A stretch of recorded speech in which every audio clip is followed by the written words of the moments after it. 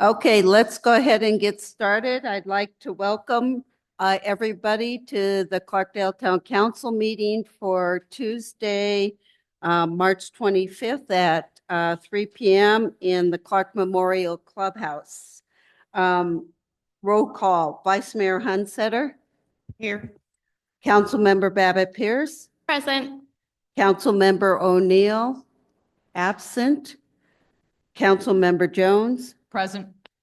and please note, Mayor Prudhomme Bauer is here. We do have a quorum.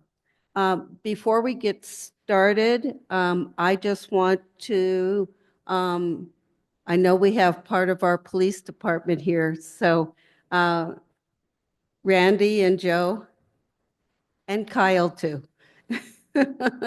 This is before we do some other stuff. I just want to give a public thank you to our Clarkdale Police Department and to the supporting agencies for your diligent and professional operation yesterday in arresting the individual who attempted to kidnap a child at Clarkdale Jerome School.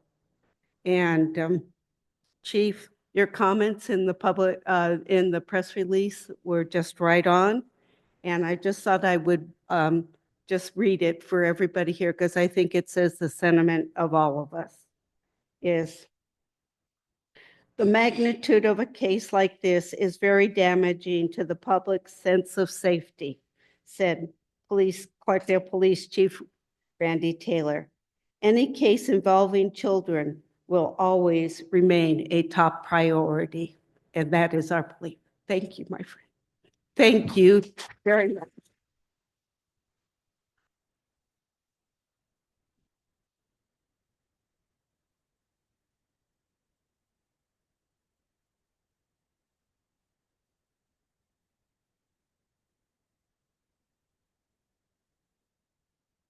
Okay, let's go on. Oh, and just want to say that there will be a community meeting this evening at Clarkdale Jerome School at 5:30 p.m. if anybody wishes to attend. Okay, let's move on to item 3, public comment. The town council invites the public to provide comments at this time.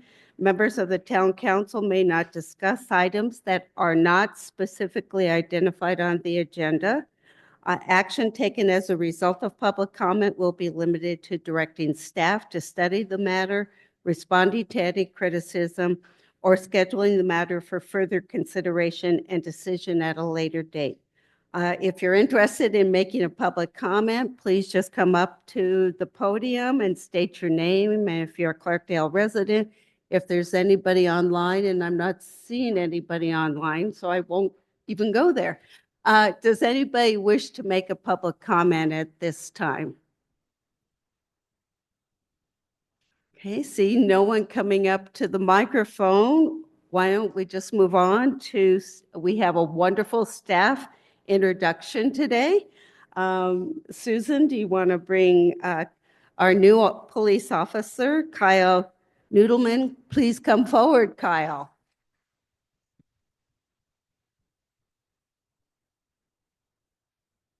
Susan is going to perform the swearing in of our new officer.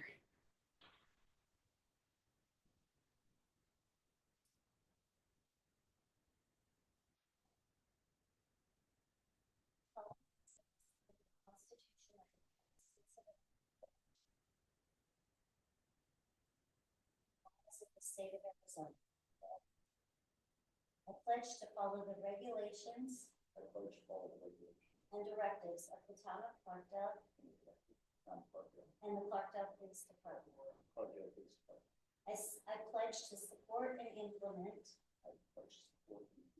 the mission of the department and act within the values of the department. I pledge to faithfully perform the duties of the office of police officer. So help me God. Ooh, welcome.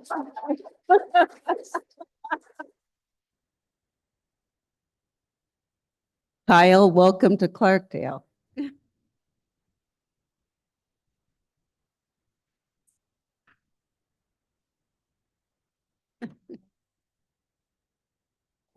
There. Yeah, you can have a couple of pictures.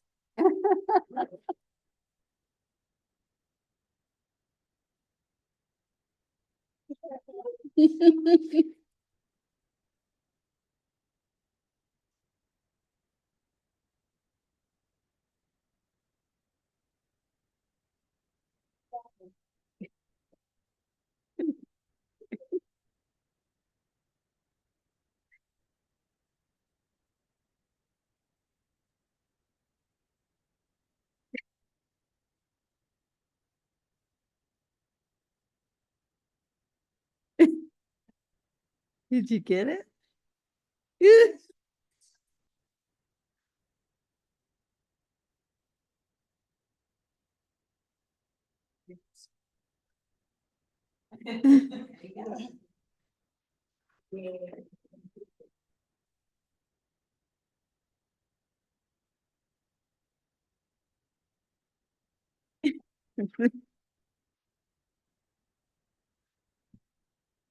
Thank you so much and welcome aboard, Kyle.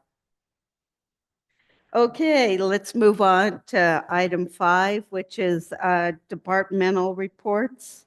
In the packet that is online, there's a summary of all the reports from building permit report, grants report, magistrate court report, parks and recreation report has been handed out to all council members because a couple of the graphs were a little difficult to read even online. Police Department report, Verde Valley Humane Society water and wastewater report, and the finance report. I just want to make note on the finance report in particular. We do need to note that we have seen a decrease in our local sales tax revenue. So what I really want you to do is to buy online, because every time you buy online, when they collect sales tax, it comes to Clarkdale. So please, please do that. Also, the decrease has also been caused by the state income tax going to a flat income tax, and that has really lowered our revenues coming to this town. So just want to note that in our finance report. Are there any other comments on the reports that were submitted? And don't worry, if we don't, just because we have a decrease doesn't mean that we're financially not doing well. We're doing well. We just need to note that there's been a change. Anything else anybody wishes to make on the reports? Okay, let's move on to the consent agenda. We have one item on consent this afternoon. That's the approval of the minutes of the council meeting of March 11th. Is there any changes on those? Yes. I'm sorry, I meant to email the clerk, but in my report for YCYC, it says ASU and it needs to be NAU. Okay, Thank you. Thank you. Okay. Any other comments on the minutes? On item A? Hearing none, I'll take a motion. Madam Mayor, I move that we approve the minutes, or excuse me, the consent agenda item A as presented. Okay, it's been moved by Councilmember Babbitt Pearson, seconded by Vice Mayor Hunsetter to approve consent agenda item A as presented, except for that one little correction. All those in favor of the motion, please say aye. Aye. All those opposed? Hearing none, motion carried. Okay, let's move on to new business. First item on new business A is APS fire mitigation presentation. Welcome, Frank. Honorable Mayor and esteemed council, I'm so grateful to be here today. I'm Frank Sanderson. I'm the Northern Division Director for your APS. And yearly, we like to come out here and really touch base with you and make sure you understand the context around what we're doing to help keep our customers and communities safe. And I have it broken down here just a little bit. The first thing I want to talk about is vegetation. managing the vegetation around our lines, and that's critically important. It is one of our biggest O&M expenses that APS has, is making sure that all of our lines are clear from vegetation and different things like that. And we've been able to even expand that further, especially within the Forest Service and things like that, because we have a certain right of way that's a certain size. But in our inspections, we also see dead or dying trees, or what we call hazard trees, that could, if they fail, could possibly fall into our line. And so we've partnered with the Forest Service to make sure that we're, being good stewards. But if we identify a tree that needs to be taken down, we can even go outside of our right of way to make sure that that doesn't come in. The other thing that I'm really excited to talk about, and we've been doing this for a couple of years now, is the defensible space around poles. And we call it DSAP. We have a lot of acronyms, and I'm sure you're familiar with some. But basically what that is any pole that has a device on it. So whether that be a transformer or a fuse or a switch, something that could emit a spark, we clear 10 feet around there, and then we treat it.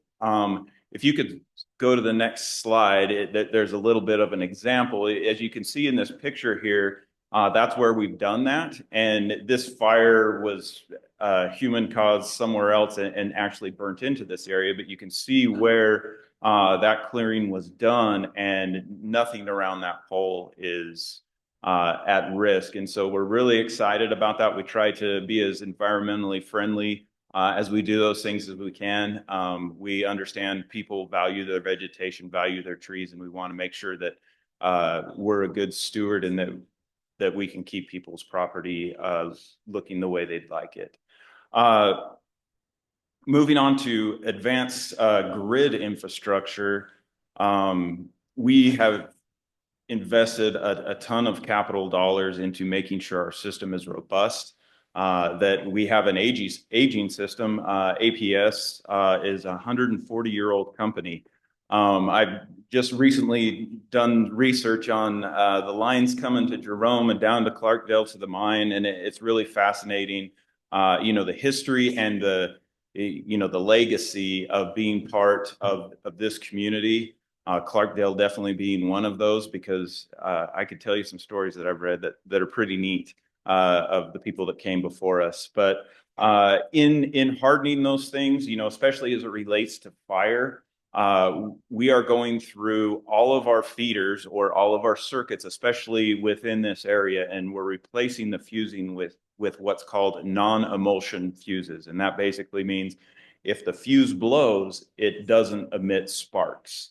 And so that's been a big undertaking. If you can imagine the spider web of lines that go through here, making sure it's protected the right way, and that if it does trip off or turn off, that we're not emitting any type of spark, again, to help make sure that we're preventing wildfires. The other thing that more recently, we consider ourselves a steel pole company. Obviously, with fire risk, steel poles, are better. The one thing that, makes it difficult or challenging in that aspect is that in remote areas where you can't get trucks and different things like that to those areas, our linemen need to be able to climb their poles. And we haven't figured out how to make magnetic hooks yet for them to be able to climb with. So that is why you would see that. But we have invested in what's called mesh wrap, and it's almost like chicken wire. It looks like chicken wire, but you wrap it around the first 14 feet of the pole, and a fire can burn through, and it won't burn the pole. It dissipates the heat out. And so as especially in fire mitigation areas, we're installing that, as we go through.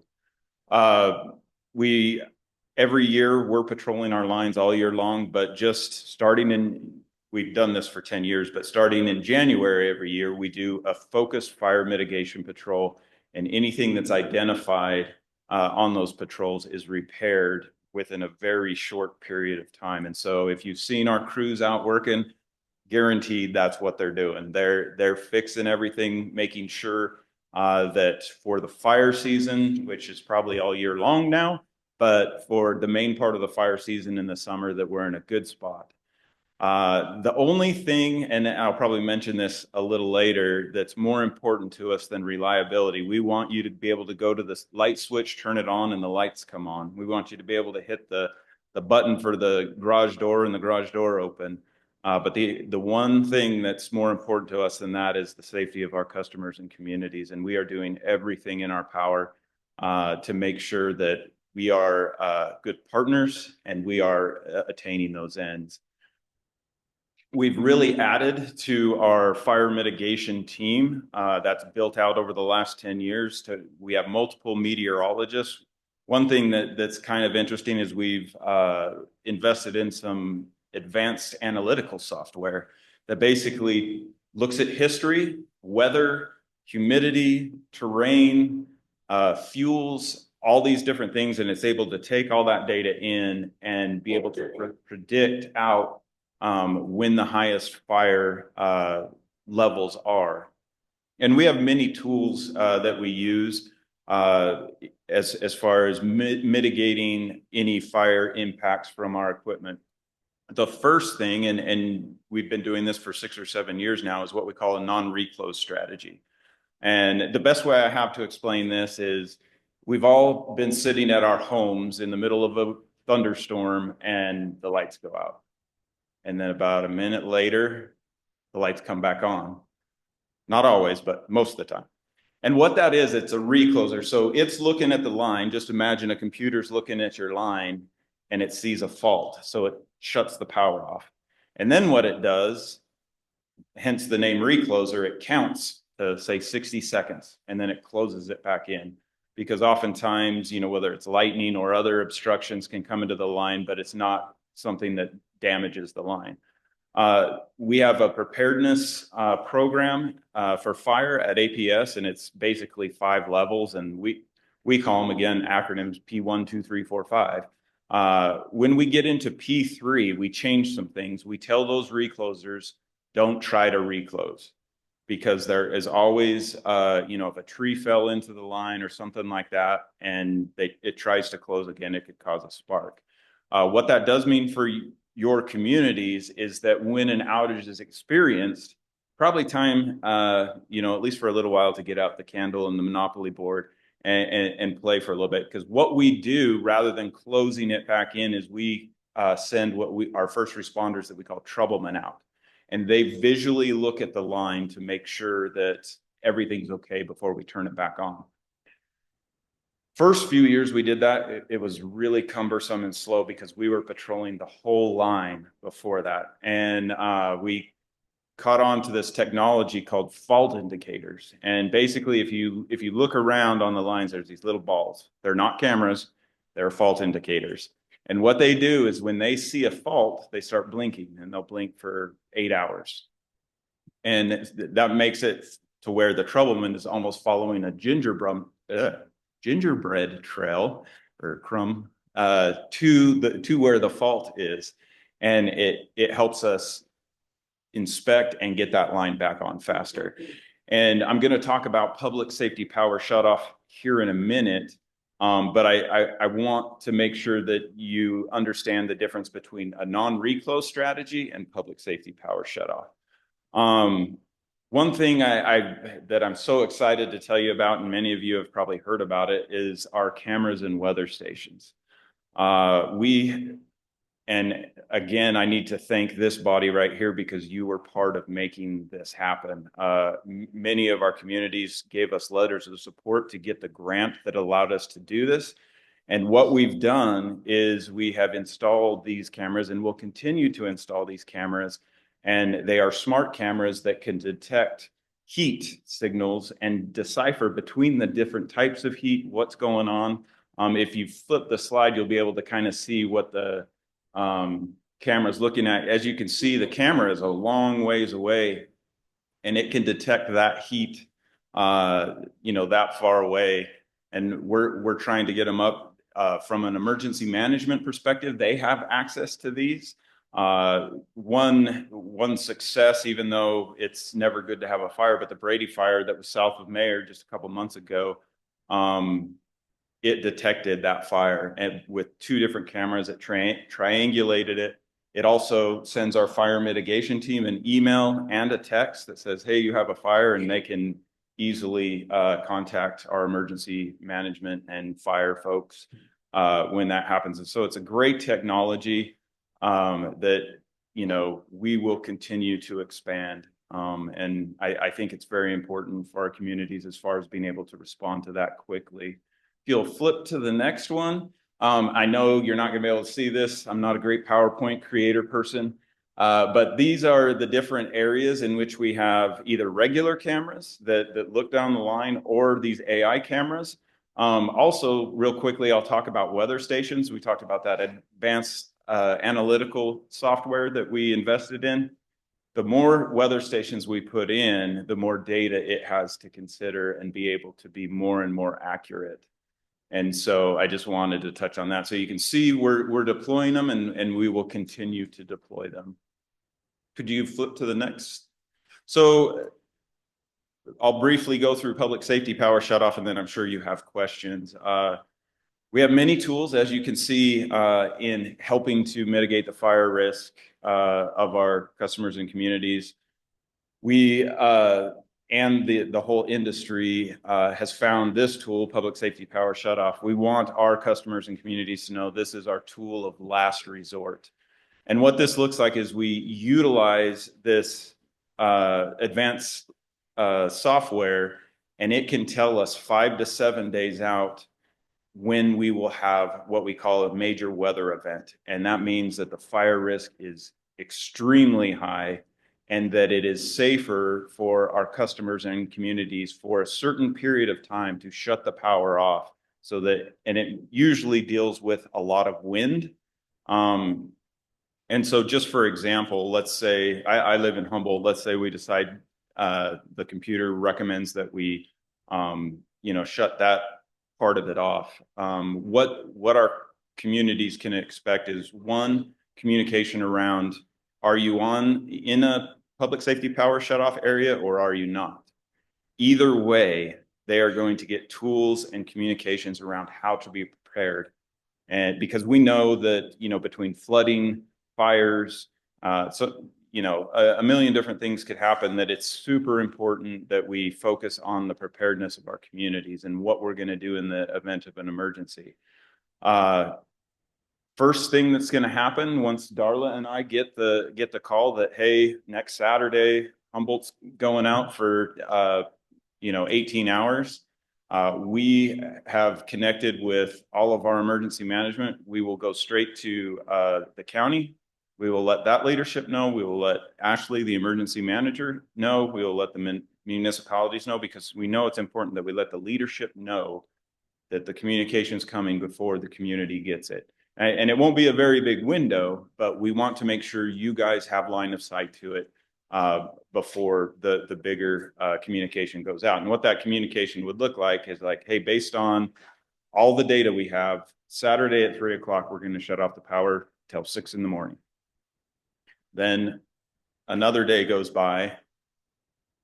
We go to because we know weather changes, and it says, no, it still looks like it. And we do the same communication, county, municipal, customers. And we do that every day until D-Day. And on that day, we send out a final communication. The power is shut off at 3 o'clock. You will see a ton of APS people in the area, because what we're doing is monitoring it. We will be in an instant command type of scenario. If you revert back to my comment on the non-reclose strategy, when that happens, we send 2 to 3 troublemen out to check the line. We have made a patrol plan for every single one of these circuits. And most patrols include helicopters, drones, side-by-sides, trucks, and people on the ground. And there are anywhere from 15 to 30 patrollers doing these patrols, because once the emergency window is over, say at 6 o'clock, we will fully patrol that line and get it back on as quickly as we possibly can. We will also have crews, aside from the patrollers, ready with all the equipment and the material, just in case anything is damaged, and we can go fix it as quickly as possible and get everybody back on. So with that, I think I'll turn it over to the team for questions. Yeah, thank you so much, Frank. I think Town Manager Guthrie has a question, and they'll have all of you questions for Frank. Thank you so much. Great update. And I believe that when I met with you and Darla, I did mention this, but over time since that meeting, I've thought more and more about this. And I just want to share my concern. I wish I had a solution right off the bat, but I do have a concern that I don't quite have a solution for yet. So I want to share it. And I did say in our meeting that in Clarkdale, many of our residents are on wells.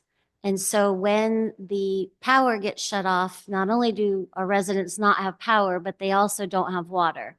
But kind of the next step down that thought process is our wells don't work when the power is shut off. Our arsenic treatment doesn't work when the power is shut off. We do maintain at ideal situation 3 days of water storage, but that's not if we're trying to fight a big fire. And so I've already sick DK on starting to look for generators for our different locations, but I'm really concerned. Yeah, Darla's saying, yes, she's got it. I'm really concerned about this situation. We have a generator at our wastewater treatment plant that prevents our sewage from flowing into the river. And we're now testing it quite often just in preparation for this.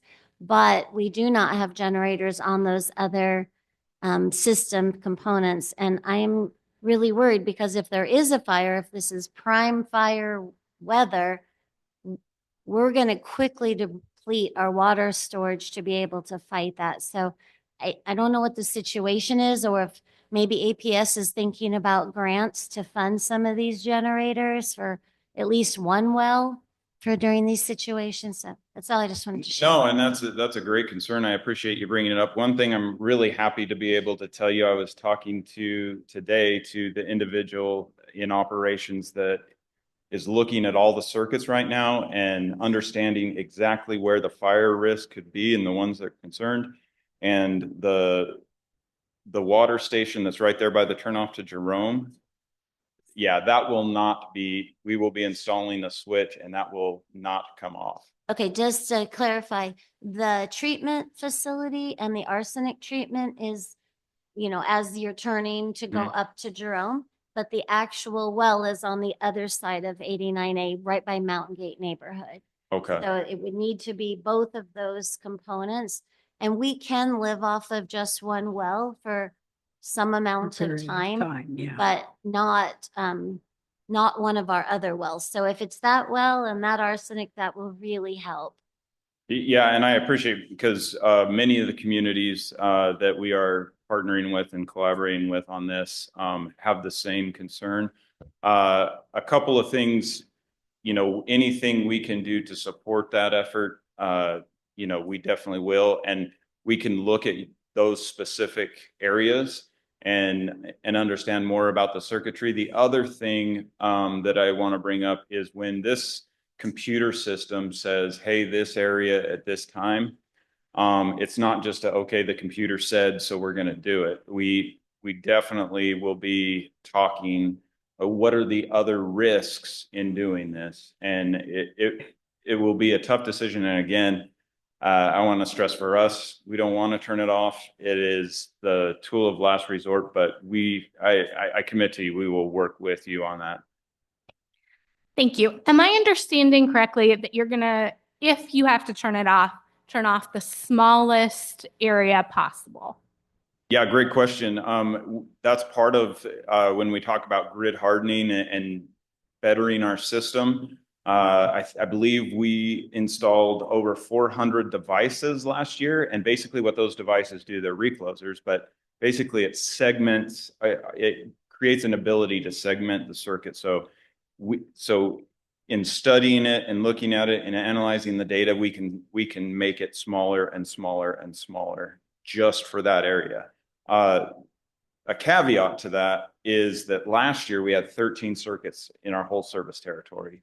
If we were to shut all 13 circuits off that were identified for last year's, a total of 13,000 customers would have gone out of power, which is still concerning because it's always not the ideal situation to have your power out.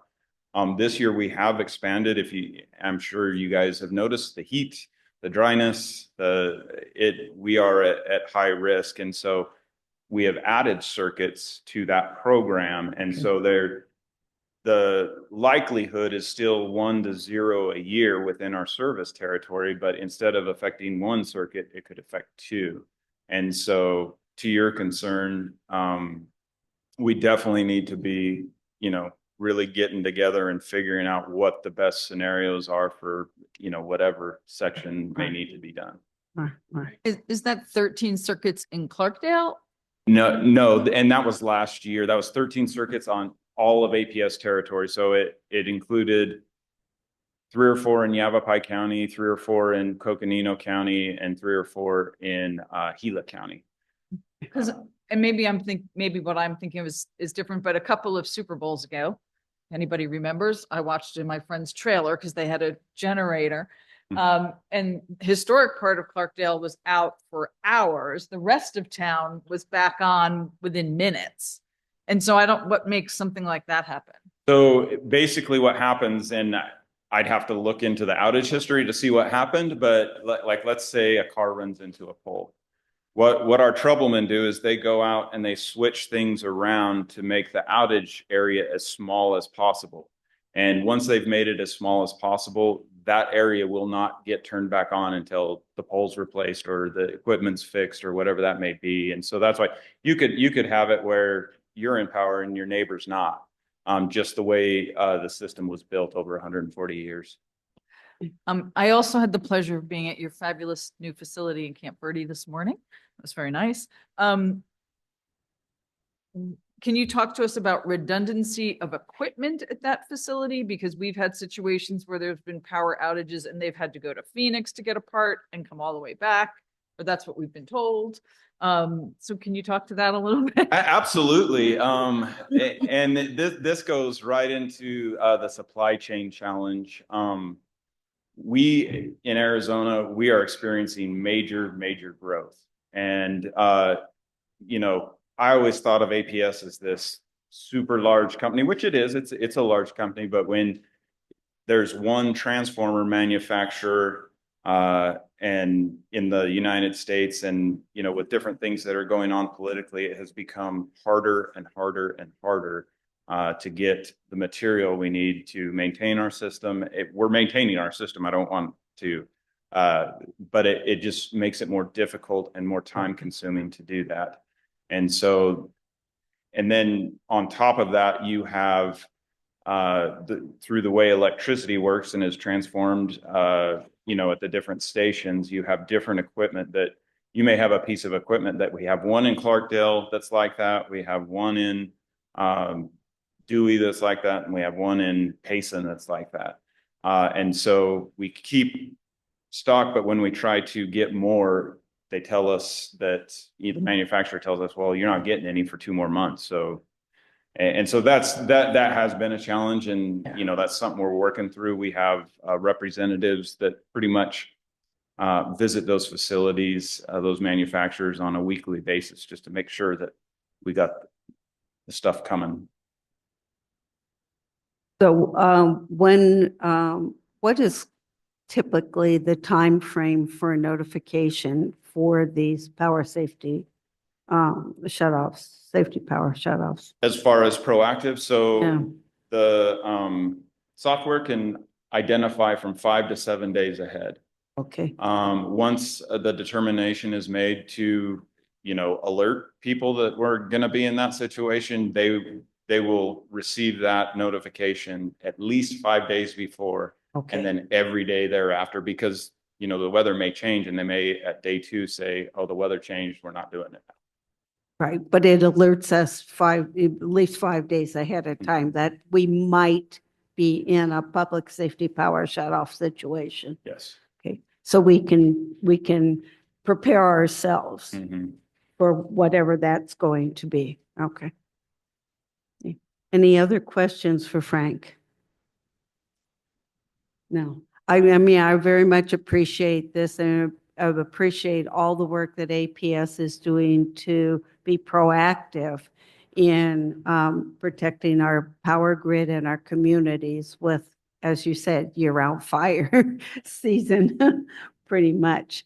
So I very much appreciate it. And Darla and Susan, there's, she's here, her shadow, coming and doing this presentation for us. And I think, work together with our town on those critical parts of our system that we need to keep operational. And we'll make sure we work with you on that too. So thank you, Frank, as you know. Thank you, and thank you all for your leadership. I appreciate it. Thank you, thank you, thank you all, and safe travels over to Chino Valley. Okay, let's move on, excuse me, to item B, submission of grant application to the AZ Smart Fund for design of the Luke Lane Broadway Street project.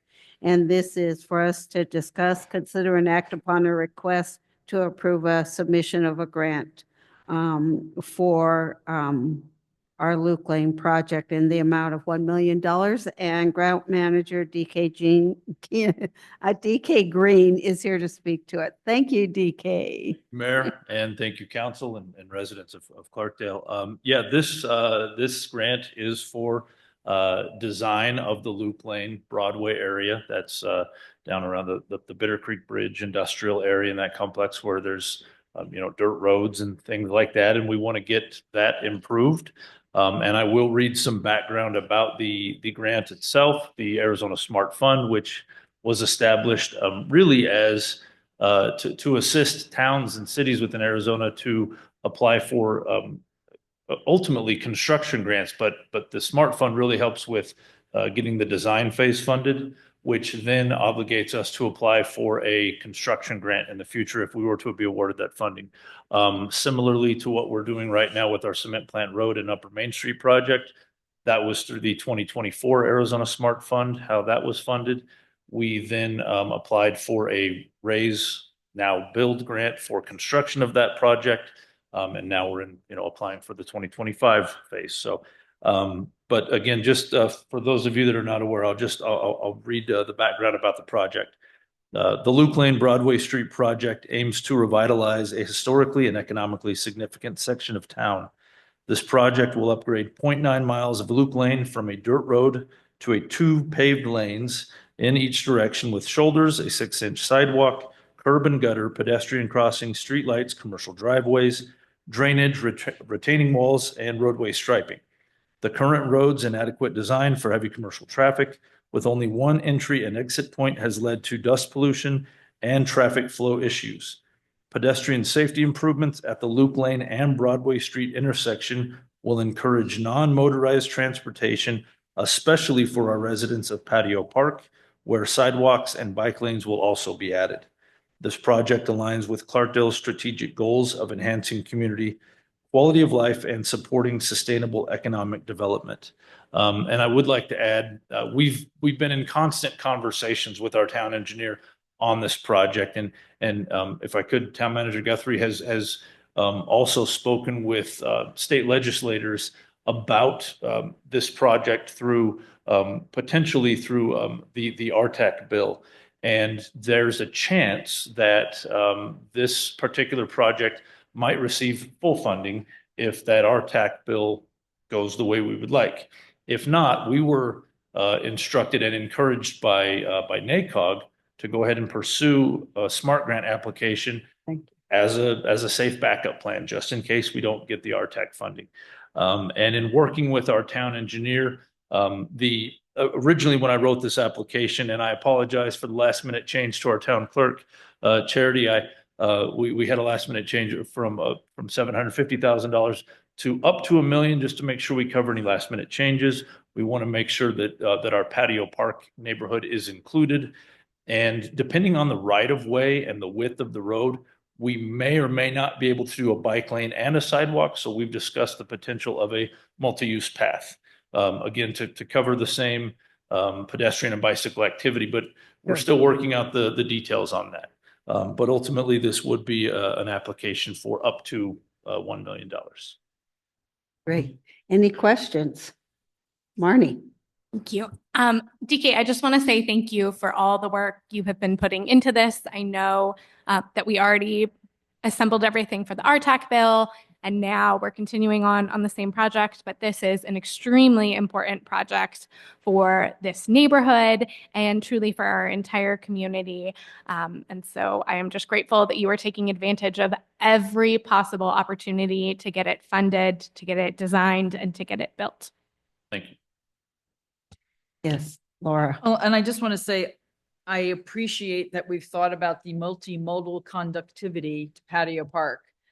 Because I feel like that's something that we're starting, well, we started on Broadway. We want to do that on Cement Plant Road and Upper Main Street. And that if we can continue to make that the vision for our wider sort of connector roads, that's really terrific.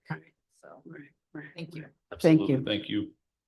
Any other comments or questions for DK on this? I too agree with what both of these council members have said. I'm glad that we're doing sort of the backup plan B. We don't know what's going to happen with the RTAC bill. I think that's in legislature committee tomorrow. Yeah, we have an opportunity to testify tomorrow in support of our bill. So we're trying to, one of us will go down tomorrow and testify. We haven't decided who yet. But I mean, if we get the RTEC bill, it would be the entire design and construction. But on the SMART fund, they won't fund construction, only design. And also they can do local match. So if in the future we're applying for a grant through the federal government that requires local match, we could go back for that as well. But this is a really important project, and I'm glad that you mentioned Patio Park because this project will get the sidewalk to the neighborhood, but we're actually looking at another grant. Lou, DK, and I were emailing this morning about what's needed in Patio Park, and there are additional needs obviously there. So we have a list of those, and we're looking, basically we look at our strategic plan and our capital improvement plan and figure out what fits with every grant and just what can we apply for. So I think we're right now in the last 3 years up to $32 million in grant applications and 13 million awarded. Yes. With a huge chunk still out for determination. So, I mean, we've decided that DK earns his keep. Yes, you absolutely I do. appreciate it. Yes, absolutely. I echo that one too, but I appreciate that strategic thinking because it is unsure of the RTAC bill. We hope that it will be. We've been lobbying for it as best as we can with this legislature. And our legislators are aware of that bill, but having this quickly being able to pivot if we don't get that bill funded is really wonderful to see. So I appreciate that very much. If there's no other comments or questions for DK, I'll take a motion. Madam Mayor, I move that we approve the grant application to the Arizona Smart Fund for the design of the Luke Lane Broadway Street project to add pavement, sidewalks, bike lanes, curb and gutter, etc. to the Luke Lane industrial area, including the completion of a multimodal connectivity to Patio Park in the amount of up to $1 million and authorize the town manager to sign all required documents related to this grant should it be awarded. There's a second? I'll second. It's been moved by Councilmember Babbitt Pearson, seconded by Vice Mayor Hunsetter to approve the grant application to the Arizona Smart Fund for the design of Luke Lane and Broadway Street project as presented. All those in favor of the motion, please say aye. Aye. All those opposed? Hearing none, motion carried. Thank you so much, DK. Thank you. Just stay right there. I think we got next one up.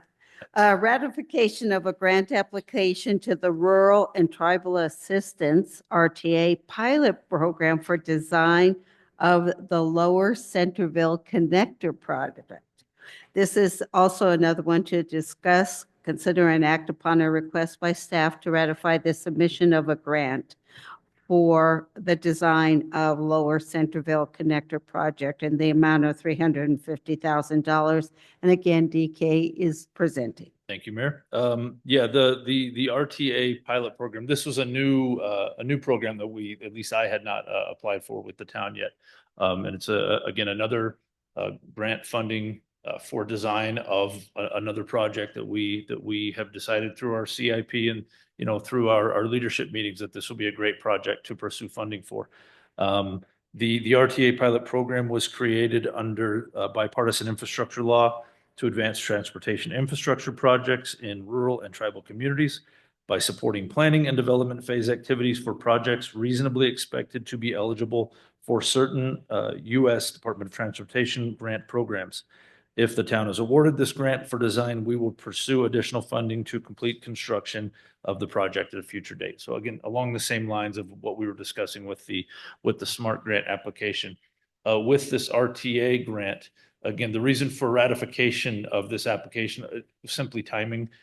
They had moved the application deadline out a couple weeks, and then it ended up being in between council meetings. So that's why I'm bringing it to you for ratification. And this particular grant as well, it had a lot of grant applications have a drop dead deadline. This one did not. This was based on if we met all the criteria, it was first come, first serve. And this is a federal grant. So I wanted to make sure that as soon as the window opened, that I got that grant submitted as quickly as possible and couldn't wait for, obviously, for the next council meeting. So as I explained to Town Manager Guthrie, I was happy to have completed that in about 30 minutes. We pretty much, as a team, we had it all written. It was just a matter of logging in and getting the application submitted. So fingers crossed, if we meet all the criteria and if our project is well liked, we may receive funding. This is for the Lower Centerville Connector is the name of the project, the Lower Centerville area.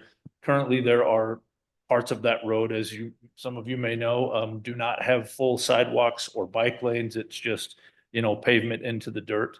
And as part of, as Councilmember Jones mentioned, completing all of our trails and multimodal paths throughout town, this was yet another piece of the puzzle to make sure that we have safety for pedestrians, bicyclists, and tie all of our sidewalks and multimodal paths in. And so this would complete connectivity from the Broadway terminus to up to into the Centerville neighborhood through the Centerville and Mountain Gate neighborhoods up toward it into Centerville. So Great. and it's $350,000 for the application and no town match required. So we like that. Go ahead, Susan. Just to complement what DK said, some people are a little confused because when we say Centerville Connector, they think it's the part that takes Centerville Road to 89A, and it's not. We're also working on that. We got a grant from Brownsfield. Yes. ADEQ Brownsfield Yes. program. Thank you. To clean up the lots that we had to acquire in order for us to hold the developer accountable for building that road through, which it is in a development agreement, but we had to do our part first. And it took years to acquire those properties. And then once we got them, there was materials all over them. And so we had to get a grant to clean them up. So that we're in the middle of that process right now. So once that's done, then we can hold the developer accountable to finishing that road. But this will prepare the road that connects to that road, and it will have sidewalks. So in the end, we'll have a really nice connector road that provides multimodal opportunities. So be good. Great. Any questions for DK on this? Again, 30 minutes, you're breaking your record now, aren't you? We had to get done quickly, so we wanted to make sure it was, like I said, it was pretty much written ahead of time. We just had to wait for the for the clock to start. So, Right, Yeah, right. yeah. No, I got it. But I like the nimbleness and the quickness of being able to take these grant opportunities to do things that are a part of our already adopted Mm. plans and priorities. So I think that's top notch in my book. So if there's no other questions for DK, I'll take a motion. Madam Mayor, I move that we ratify the submission of a grant application to the Rural and Tribal Assistance Pilot Program for the design of the Lower Centerville Connector Project in the amount of $350,000 and authorize the town manager to sign all required documents related to this grant. Okay, I'll is there a second. Okay. Thank you. It's been moved by Councilmember Jones and second by Councilmember Babbitt Pierce to ratify the submission of a grant application to the Rural and Tribal Assistance Pilot Program as presented. All those in favor of the motion, please say aye. Aye. All those opposed? Hearing none, motion carried. Thank you, DK. Thank you very much. Okay, let's move on to item D, which is public participation plan for the zoning code update. And welcome, Britannia. Hello, good afternoon, Mayor and Council. Before you have the public participation plan regarding the comprehensive zoning code update.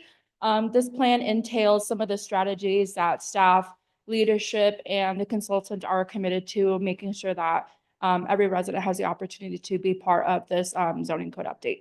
So some of the purpose of why we're doing this in the first place is to address a lot of the changing uses that we have in this town. As we know, this really hasn't been updated since 1995.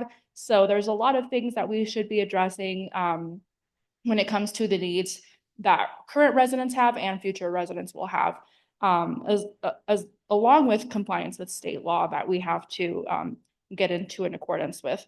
Some of the other things that this plan outlines is our commitment to broad public notification, things like making sure that it's posted on our websites, we're having town halls, we're doing certain things like in social media and our website that's really going to make sure that it's accessible to a lot of folks who are not able to be physically present at meetings and things like that.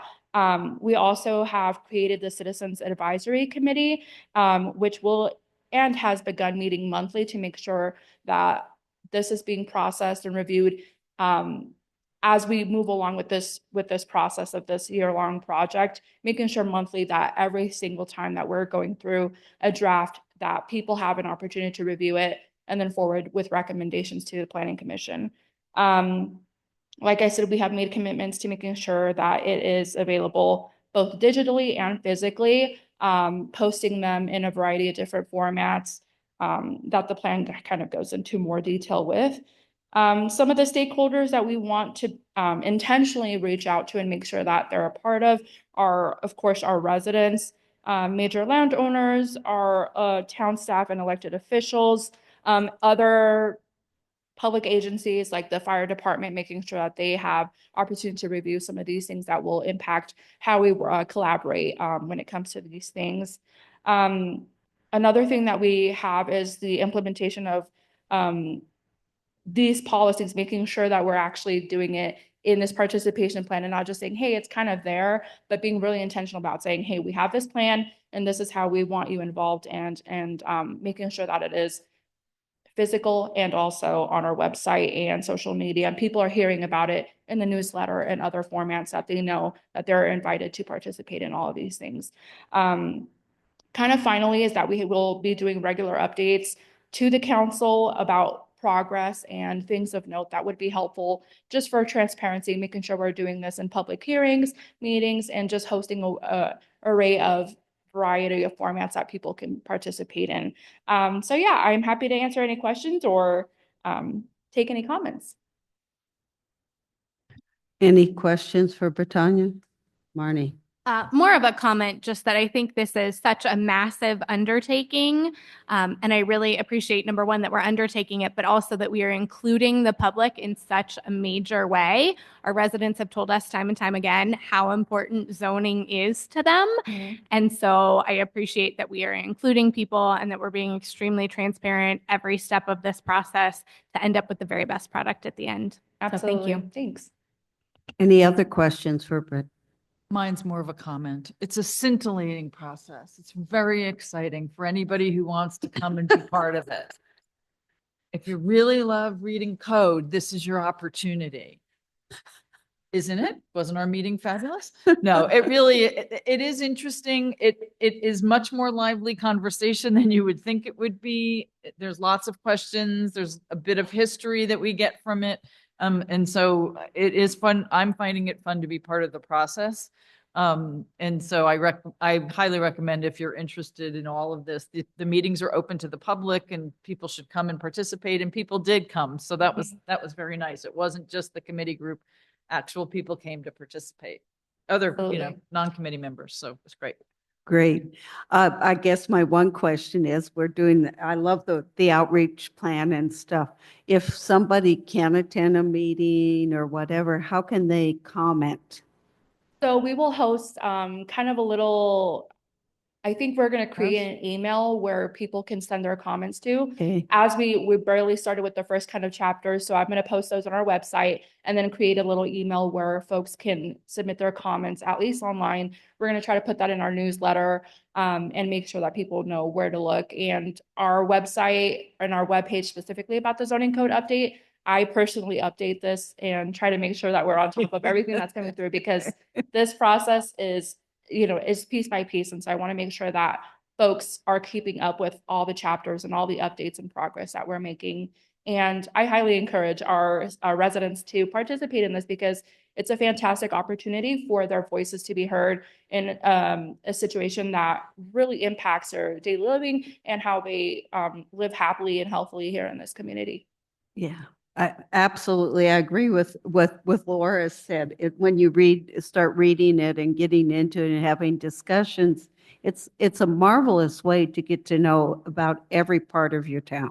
Mm-hmm. It is. And it doesn't put me to sleep like, reading RFPs for accountants puts me to sleep, but not reading zoning, which is just, I'm strange that way, but it is important. It is interesting, and it shows you how our town is developing and what's happening and why it's happening and how we want it to be.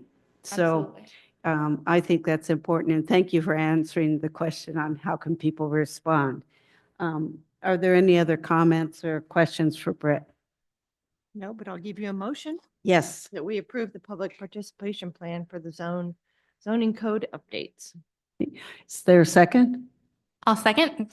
Okay, it's been moved by Vice Mayor Hunsetter and seconded by Councilmember Babbitt Pierce to approve the public participation plan for the zoning code update. All those in favor of the motion, please say aye. Aye. All those opposed? Hearing none, motion carried. Thank you so much, Brittany. Okay, let's move on to item E, which is the 89A well re-drilling project. This is for us to discuss, consider, and act upon the 89A well re-drilling project not to exceed $531,000. And Josh is here to present it. Welcome, Josh. Hello, Councilmember and Mayor. Had a nice afternoon here today. So the 89 well re-drilling project is what we're going to be discussing. It's to re-drill an amount not to exceed $531,000.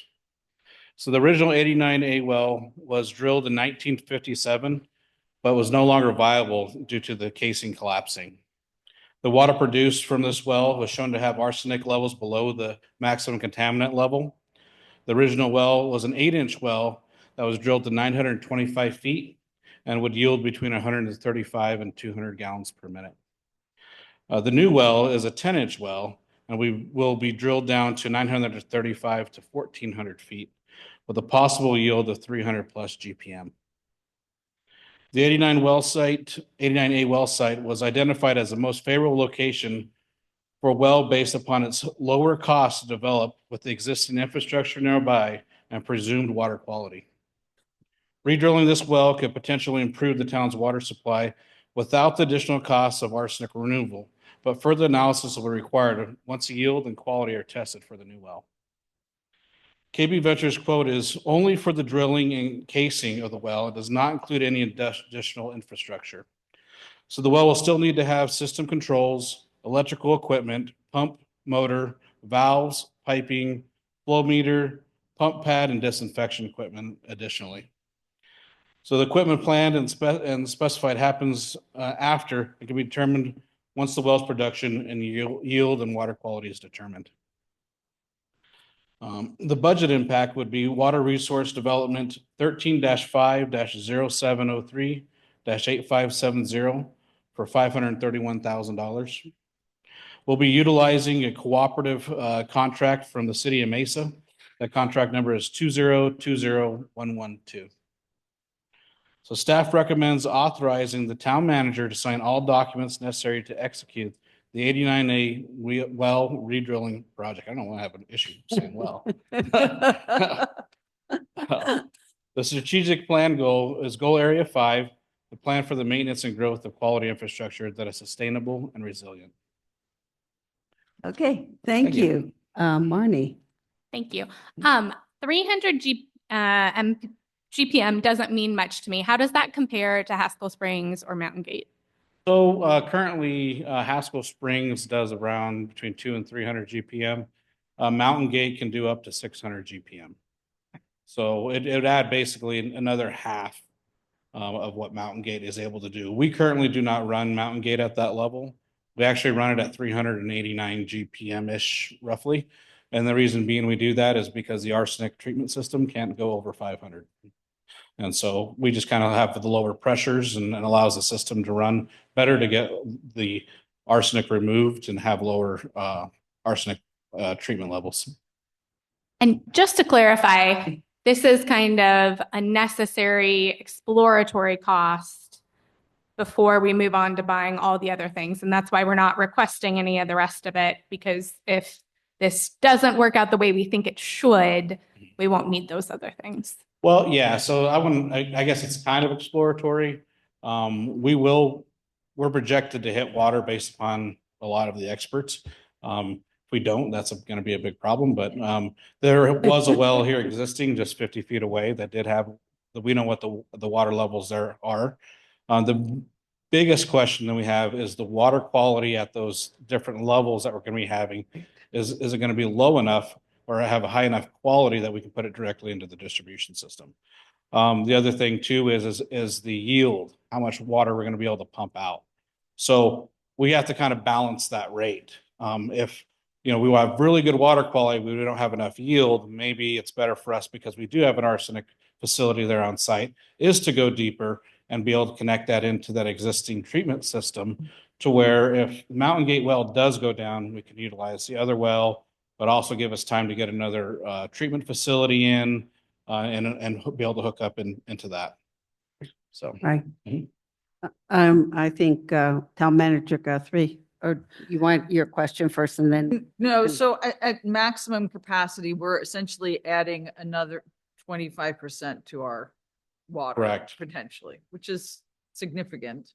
And that was what I just wanted to kind of expand upon, is that we have identified this as a need, the redundancy in our system as a huge need in our system, because if Mountain Gate goes down, we cannot really provide for the water needs of our community only using Haskell Springs. So remember, we have 3 days of storage, but we really need some redundancy in the system. And we are looking at other locations to add smaller wells just to keep that diversity and the redundancy, because when one well goes down, we really feel it, and we really don't want to be in a position of being dependent upon Cottonwood for the connect, because there are times when they have things out and really can't afford to give us water and vice versa. And- So, And this is an existing well, so this doesn't count as like a new well into No. our system in our water count and all that yeah, kind of we stuff. were technically re-drilling an existing well that had, the casing had caved in, correct, Josh? Yeah, at like 200 and some odd feet, the casing had collapsed. And so it was built in 1957. Just over time, it just rotted away and collapsed in. Yeah. So we couldn't get all the way down to the 925 feet. And when they were pumping, it was very muddy. So that's why the recommendation is to put one right next to it. It'll be having all new casing, and that'll allow us to examine how much deeper we can go.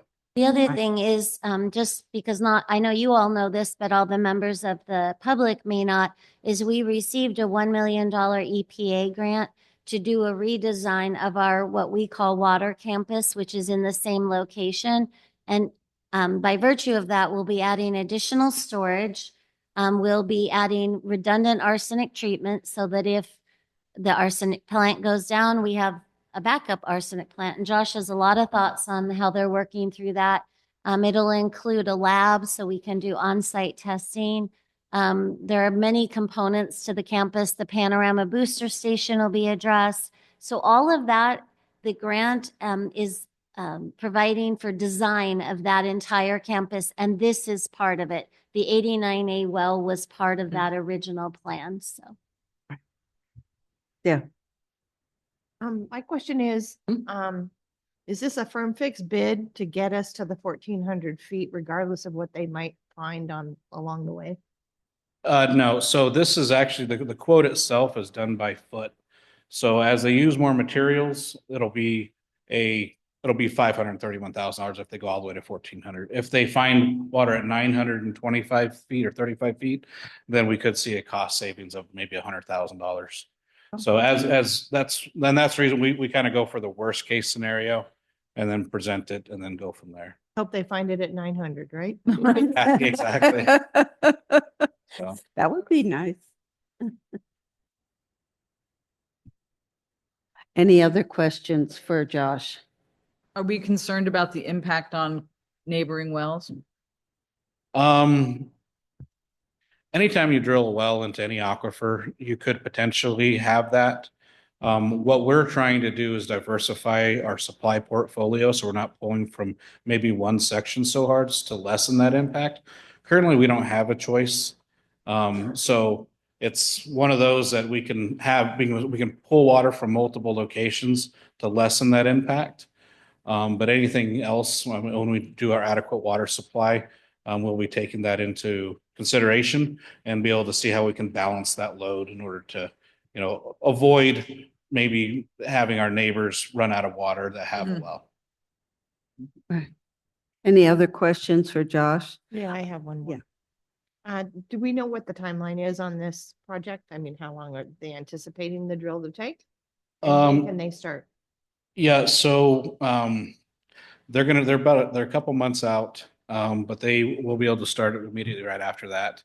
They're anticipating it taking roughly about a week to 9 days. Okay. And if it should take longer than that, will that impact the price?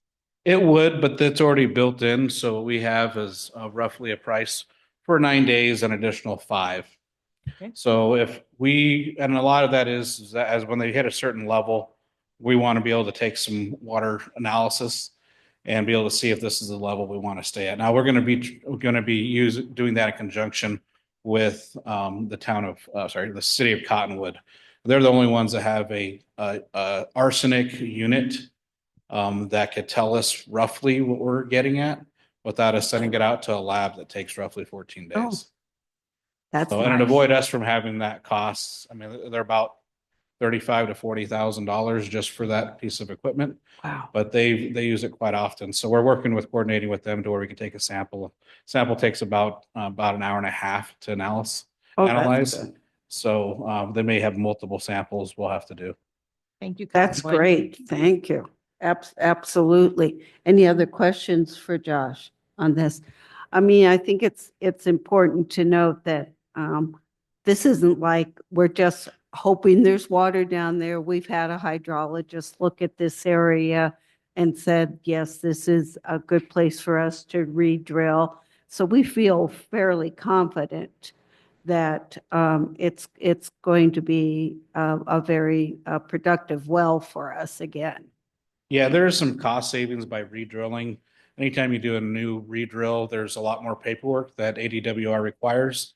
You also have to do a new source sampling, which is, I think right now the cost is $2,800. So there's a lot of additional engineering. Plus, where it's located at right now, it's really close to all the infrastructure. We can, Right. put it right into the treatment facility. We can put it into the tanks.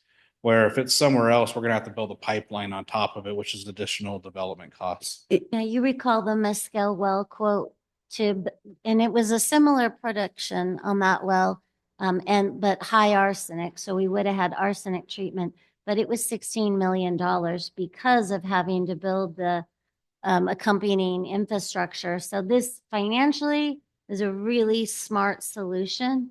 So I'm really excited that our engineers and Josh and our hydrogeology firm were able to come up with this. And we'll all pray for lots of water.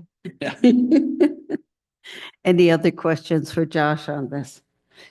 Hearing none, I'll take a motion. Oh, Madam Mayor, I move that we approve the 89A well redrilling project ADWR ID 55-609072 in an amount not to exceed $531,000 and authorize the town manager to execute all documents related to this project. I'll second. Okay, it's been moved by Councilmember Jones and second by Councilmember Babbitt Pierce to approve the 89A well redrilling project as presented. All those in favor of the motion, please say aye. Aye. All those opposed? Hearing none, motion carried. Thank you Thank so you. much, Josh. Well, thank you. Let's move on to item F, which is the Clark Memorial Clubhouse exterior repair and paint.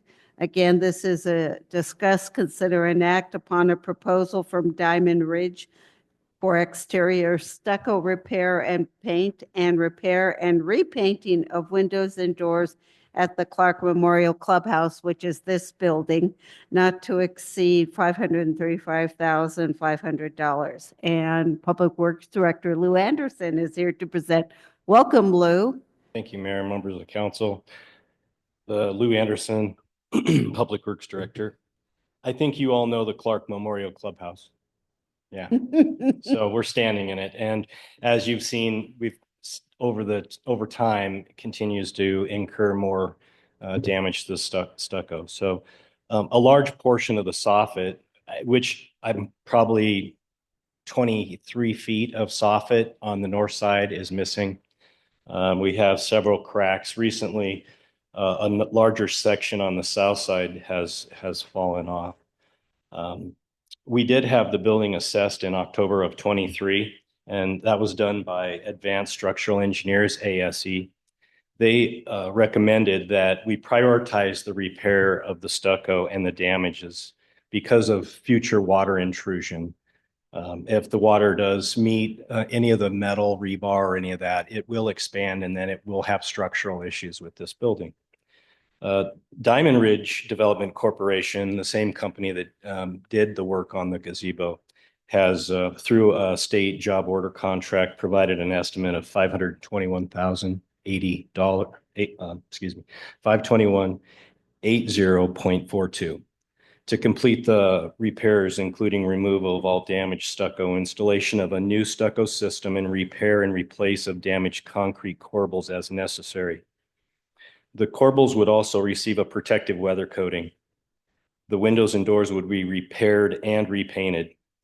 Testing of lead and asbestos has already occurred, and we do know that we have lead in the paint on the exterior windows. The budget impact, we're proposing using $45,000 budget for a CIP G11, which was the north soffit repair, and $490,500 of the capital construction contingency. It's a strategic plan goal area 2 and area 5, enhance the quality of life of residents, businesses, and visitors, And goal plan for 5 is plan for the maintenance and growth of quality infrastructure that is sustainable and resilient. I did bring a copy of the MOP, or method of procedure. If you'd like to see that, I've gotten copies for each member. I just received it, so it wasn't in the packet, but it describes the process that the company will use to repair the windows and the cracks, as well as the soffit. They will take another section of the soffit about 4 feet, and then they'll create a mold with that. So if it's okay with the manager and mayor, I would provide you with that. Sure, MOP. that would be appreciated. Thank you. While Lou is doing that, I just want to add that we have had several meetings, after the assessment from the structural engineer. That was really more structural, but we do have a list of the items that Public Works has seen that we really need to address. Obviously, this is really important to keep the water from making its way into the building. But we also are putting in the CIP for next year, a repair to the roof that started leaking, and they've done some spot repairs, but we really need to address it kind of holistically. And then the other item is the sewage lines. We have had several backups flooding the basement during big events. So we're getting a quote to repair that as well. So just to be transparent, this isn't the only repair needed. Right, right. May I ask a little bit more about that? So you mentioned the roof. Will there be anything else external that needs to happen? And will the windows be internal and external, or just external?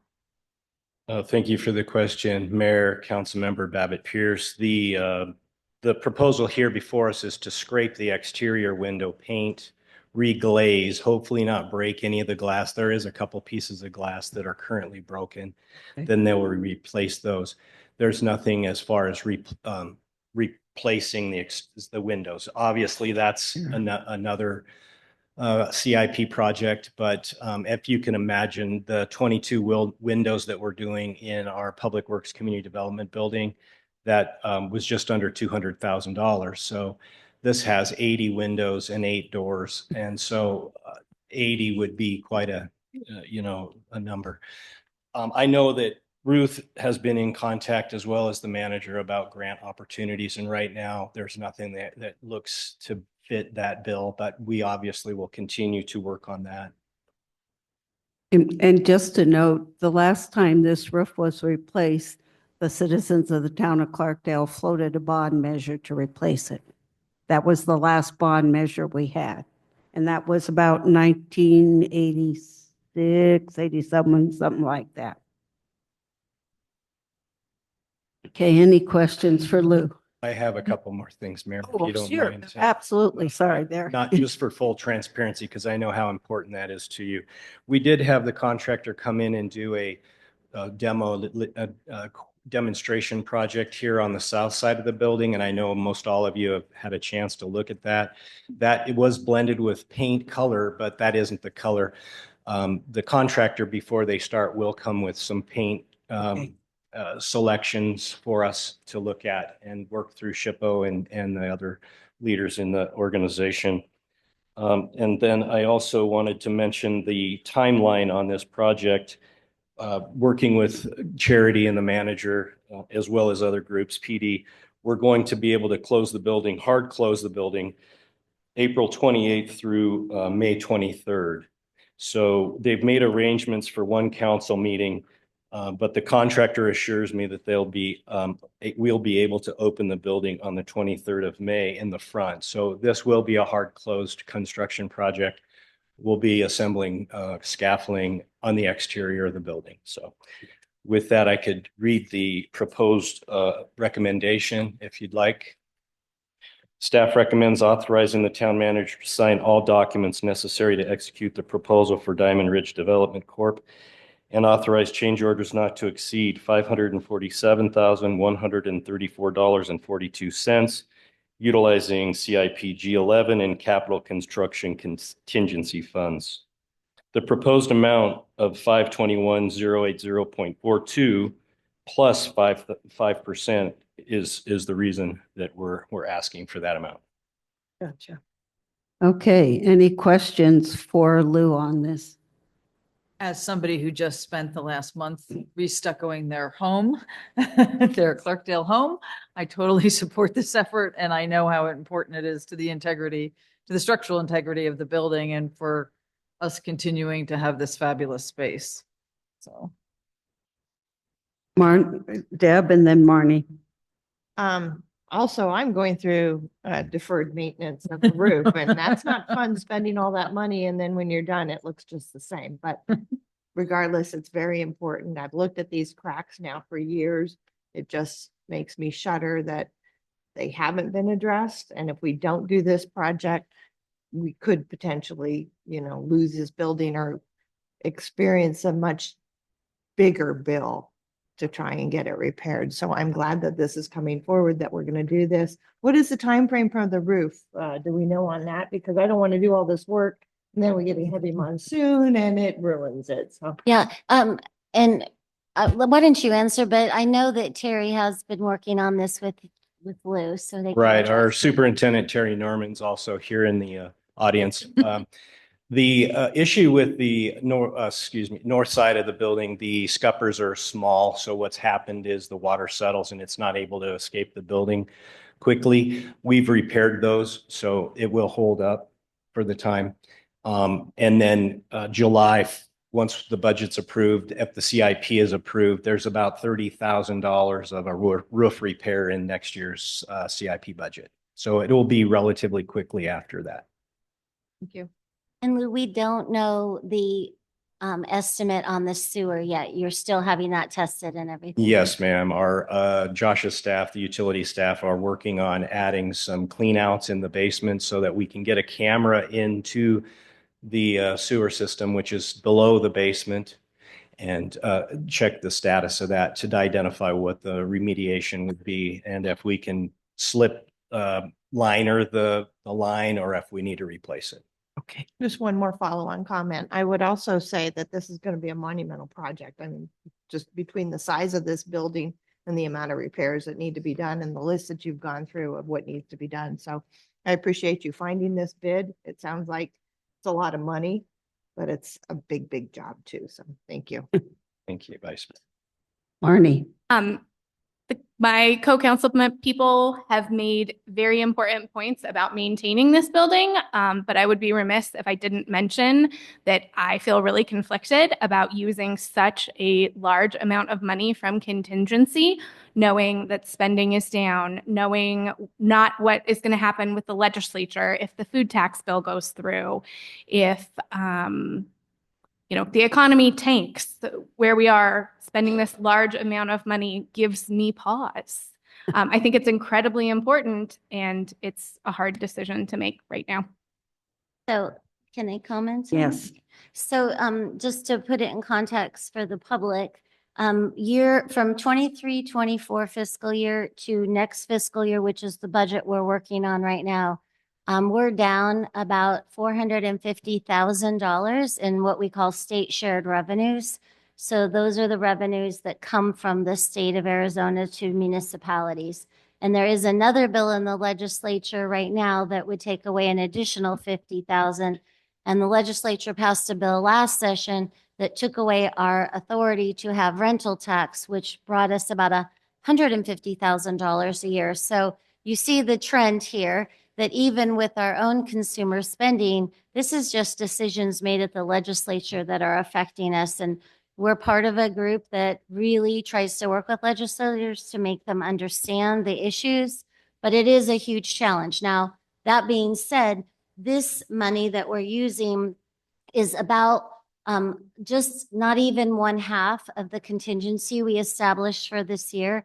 And it's no coincidence that this month is why we're bringing it forward, because we're approaching the end of the fiscal year. So I would hold on to that money, just waiting for any other catastrophe to happen. And as we get closer, you'll often see us doing capital projects at the end of the year because we know, okay, we're probably going to make it through. And I've withheld enough to cover the shortages from this year. But, we're looking at taking a very hard look at next year's operating budget.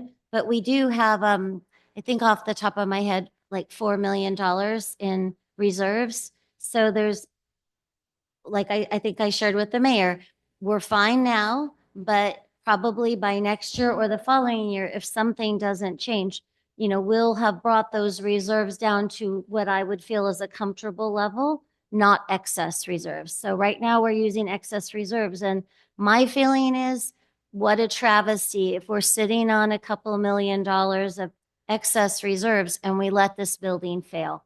I mean, I couldn't live with that. So that's why we're bringing it forward now. But I share your concerns about the amount that it's costing to take care of these buildings, but I don't see an alternative because they are a treasure. So Thank you. Any other questions for Lou or for town manager? I agree. The number is a large number, but it has to be done. This building, as all of our buildings in our town complex, we know need work. And we need to preserve them. That's a part of our history. It's a part of what makes Clarkdale, Clarkdale. We have to take care of them. And so doing the work that we need to get done now is important because we don't want to see it get further degraded and we can't use this building because that would be a shame also. It was meant to be used. That's why it was built, not to just sit here. And I wish that there were funds available that we could go for grants for buildings like this for this amount. Our staff, as you see, knows how to look for grants. And they're just not there. Not for a building like this.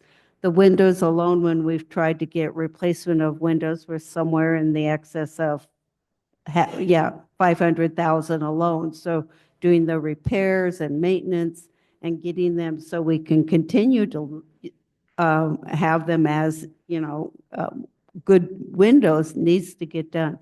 Getting the soffits done, getting the cracks filled. Very important. And I know we need to do the roof, and thank you for looking at the sewer line out of this building, which has, I think, been a problem for a number of years. So I'm glad we're tackling that too. So I very much appreciate it. I think we have to, this is, to me, is like an investment. These are things we have to do so that down the road, if those dollars aren't there, we at least know we've secured what we can of our buildings and our town and doing the best that we can to keep things up to where they need to be, the standards that our residents want us to keep these things going in this town. So with that, any other questions for Lou? Okay, if not, I'll take a motion. Madam Mayor, I move that we approve the proposal for Diamond Ridge for exterior stucco repair and paint and repair and repainting of the windows and doors of the Clark Memorial Clubhouse at 19 North 9th Street for $521,080.42, and authorize the town manager to execute all documents necessary to complete this project, and authorize the town manager to approve change orders up to 5% for an amount not to exceed $547,143.42. Is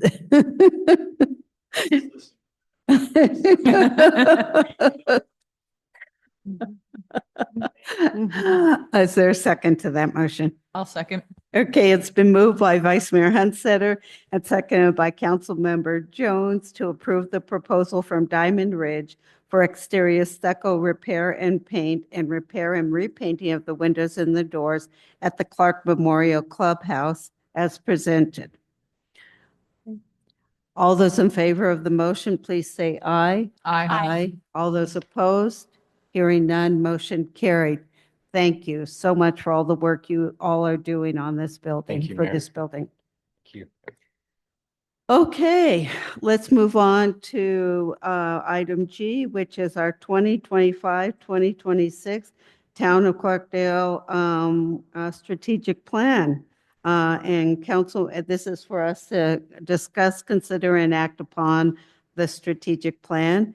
And Town Manager Guthrie will be presenting. Susan. Thank you, Charity. Can you do the? Thank you. Well, thank you. I'm really excited to present this strategic plan.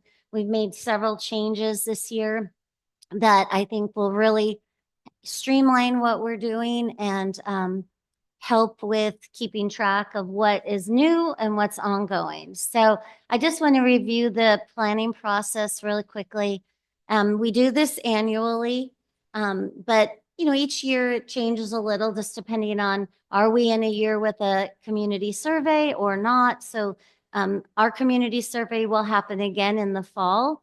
But so this current year, we did not do a community-wide survey. We had one last year.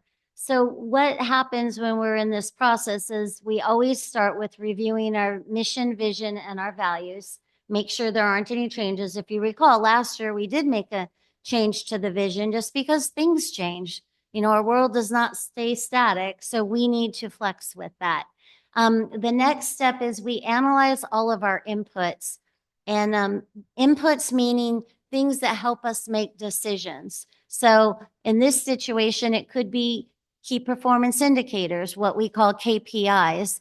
And all of our departments do KPIs every month to, kind of monitor how are we performing, what issues are we seeing. We also are looking at complaints from citizens. We're hearing feedback from our staff, who are the front line of telling us what's wrong. And sometimes, it's hard to hear, but we really try to react to the feedback we get from our staff and our citizens. And this year we actually, because it was an off year for a community survey, we did a community open house. And I'm trying to remember, Charity, do you recall how many people showed up? It was a lot of people. 70 people from the community showed up. We had all of the strategic planning boards around the room. We did a dot exercise, and basically everything was important, which was nice to hear that we were dialed in, though, on what was important to the community. After that, we always update our SWOT analysis. That's our strengths, weaknesses, opportunities, and threats. Because again, things change. This year, a big change in our threats is federal funding. A lot of federal funding is being cut right now, and also the timing of federal funding coming in. Those are just examples of things that can change that are a threat to us. So we always update that. Then the council sets our goals and our metrics. How are we going to determine if we reach our goals? And then we identify strategies. How the heck are we going to get to this goal? And I'll tell you what, there's a lot of strategies in this strategic plan, but staff know, it's taking one step forward, one step forward. We're not going to complete everything in the plan in a year. We know that. Grants are taking 3 years from time of application to funding to actually finishing the projects. So we know these are multi-year projects. So that's why I think mostly we don't get overwhelmed. The next thing we do is we create the strategic plan, which is what I'm presenting to you today. Then each month, council receives KPIs from the departments, and quarterly, we update a project matrix, which we also give to the council, and that's really what we work from. I mean, obviously, new things come up, but the strategic plan is what drives our actions. And then it's continuously reevaluated because things can change mid-year. Funding streams change. So many things change. A new problem arises that we didn't anticipate. So we're constantly amending this plan. So I think a really important point that I think was kind of an aha moment last year is just how well integrated our strategic plan is into the operation. So the general plan, which was updated in 2022. That is a big input to the strategic plan. Then strategic plan drives the budget because the strategic plan tells us what we're going to need to do and how much money we're going to need to do it. And then going to the left, the strategic plan drives the CIP, which is our capital improvement plan. And that's all the projects that are more than $5,000 wind up on our capital improvement plan. And right now, originally ours was a 5-year plan, but most recently, Lou and his team finished our water wastewater master plan. At your next meeting, you're going to be adopting that, and there will be a public open house for that.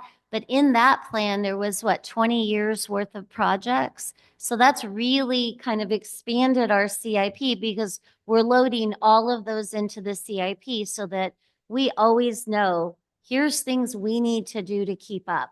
And then if you go the downward arrow, that's our project matrix. And I have more about that later. So keep going. So this is a copy of the project matrix. It's kind of misleading here. I think it's 10 pages long now, and these are printed on 11 by 17 pieces of paper. So there are a lot of projects. The colors are sorted by goal area, and we have 6 goal areas for our strategic plan.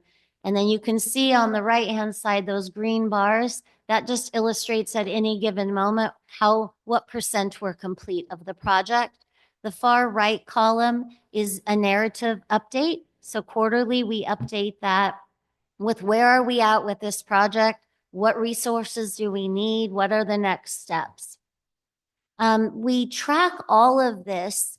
I personally do the project matrix so that I have a clear handle on what everyone is doing and what they may need to keep moving, because that's my job, is to find resources.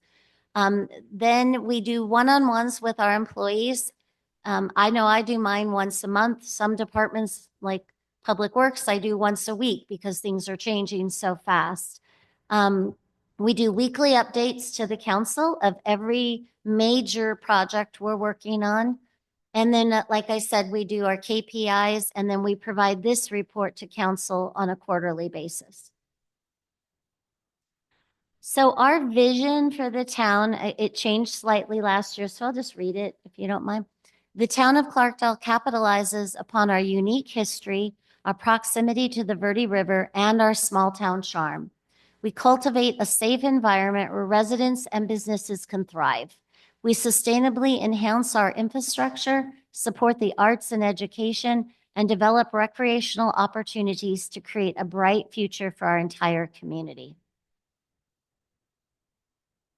So the mission is just that we serve the community by providing amenities, infrastructure, services, and public safety to enhance quality of life. We're stewards of our history while we sustainably and resiliently plan for the future with an emphasis on community engagement and transparency.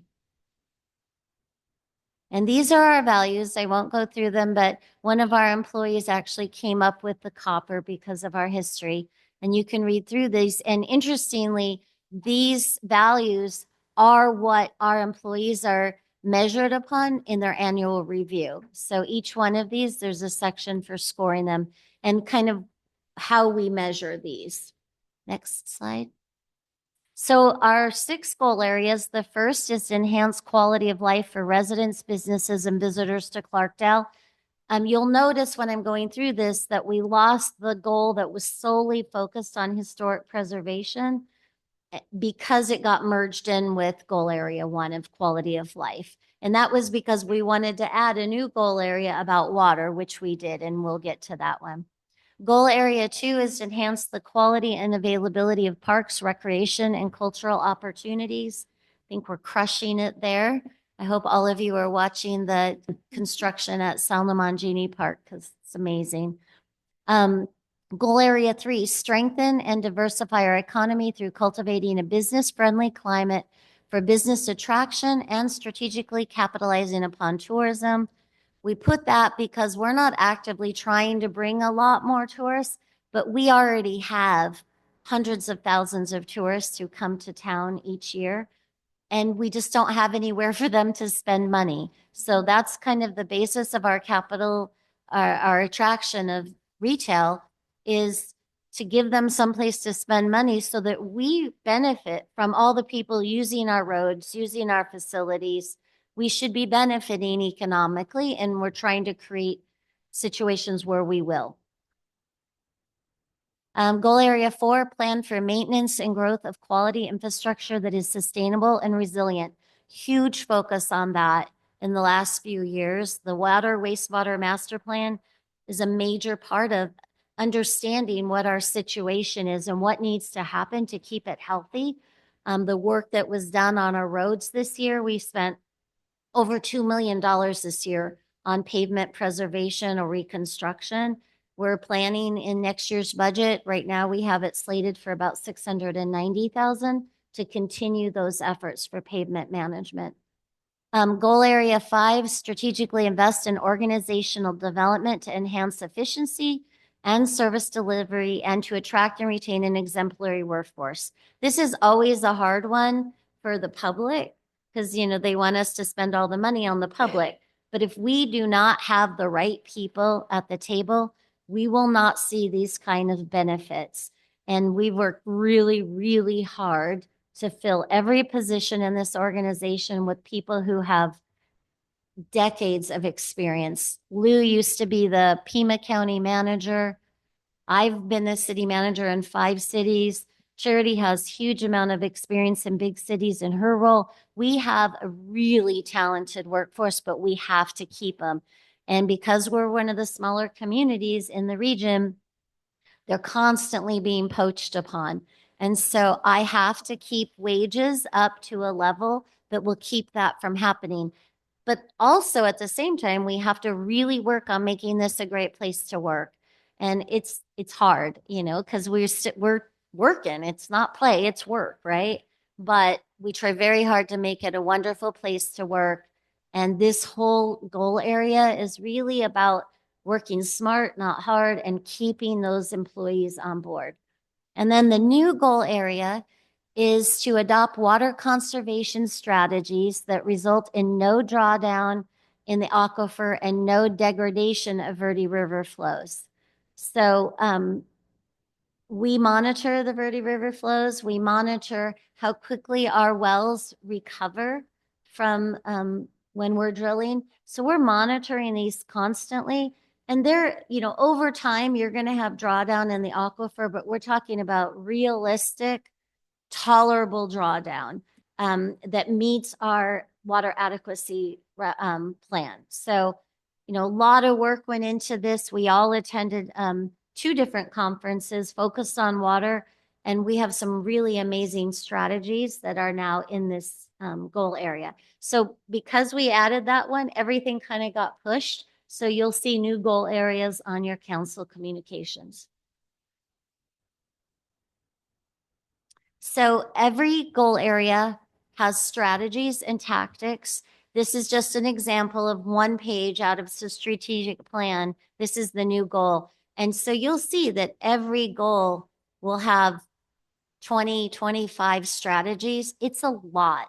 But some of these we started 2 years ago and they're still playing out. Some of them we haven't started at all and we'll take the first steps like applying for a grant. So we're at different phases with all of these.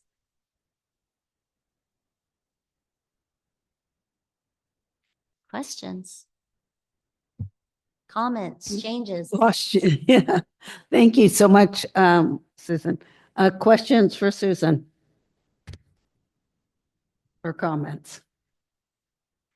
I don't have any. I wonder if we might open it up to the public. Sure, sure. If there's no questions, why don't we go ahead and open up for the public if you have any questions or comments you'd like to make to us. It's a lot to take in. And it'll be on our website. Yes. So it's available for people. It'll to be on the website and we'll have hard copies available. But my comment is back to the project matrix. Going through all of this, we really use that document. It is used every single day in Clarkdale for our staff and for all of us. And what's been wonderful about the project matrix is we get that quarterly. So we know exactly where every project is being worked on in Clarkdale. And so if a resident asks you about something, we can tell them. We don't have to necessarily say, oh, I'll get back to you in, a week or something, when I get staff to tell us, we can actually look and tell you what's going on. And we know what's going on because we helped in the process of coming up with this strategic plan. It's great. When I show it, I was looking for mine. It somehow is missing out of my, where it usually is with my computer. I always pull it out and show people, and they look at it and they go, oh my, it is impressive. But it shows the body of work we're doing. So like today, we've had all of these several items that have come before us for discussion and decision making. We've been seeing these projects now for 1, maybe 2 years, even 6 months. It doesn't matter. It's there. We know about it. We know the extent of all of it. So that's why we go through this. Yeah, it is rather envious. I think our neighboring communities look at us like, okay. But it is an important project. So if there's not any comments, I do encourage you, take a look at it. If you have questions, get a hold of us, ask us about it, because it's your document as well. It's all of our document. I have, Deb and then Laura. Yeah, just a couple comments. We've heard tonight, how much work it is to maintain old buildings. It's a lot of work to maintain an old town. And there's lots and lots of projects and lots of effort that goes into that. And I say it time again, you don't know where you're going without a map. And this is our map to get there. And I appreciate all the transparency and the tracking that goes along with this. So I think it's just an invaluable tool that we never had before this current administration. Mhm. So kudos to you for developing this and growing it and continuing to maintain it and share it. Laura. the mayor and I were at a meeting today, and the town manager of Camp Verde made a joke about our town manager and about how she keeps doing cool things. And that it puts pressure on everybody else in the rest of the towns to do cool things. And I think this is one of them. I mean, we often get complimented on how well the town is run and how we are able to move things forward. And it is because of having the work and the documentation of what we're trying to achieve. And it is why it is, easy for us to understand how we make decisions and why we make decisions. And it really does. And I'm with you, Deb, like, I'm not sure how we would keep this all, know what's going on if we didn't really have these concrete documents to look at and to be able to follow. And I know for the staff, that is helpful for them too, I would think, to know what your goal is. And I always say that to people when they say, you guys, work so well together. And I said, it's because we have a plan and we're all working off of the same plan and the same script. And we're not bringing random things to council that don't have anything to do with the plan. So I just think it's really good and really important. And I hope that people take time to read it and understand it. So. Marnie. Thank you. I agree with everything that's been said. And the town manager in her presentation mentioned the budget. And I also think that that is worth really highlighting, that we finish the strategic planning process now, heading into budget season, so that we can budget for the things that are important. We know what we want to accomplish, and we can budget for it. And that is hugely, hugely helpful as well. So thank you. Right. Anything else on this? Any comments anybody would like to make before we take a motion on this? The other thing is, we talk about the revenue picture and stuff. We are looking at strategies of how to make that revenue up.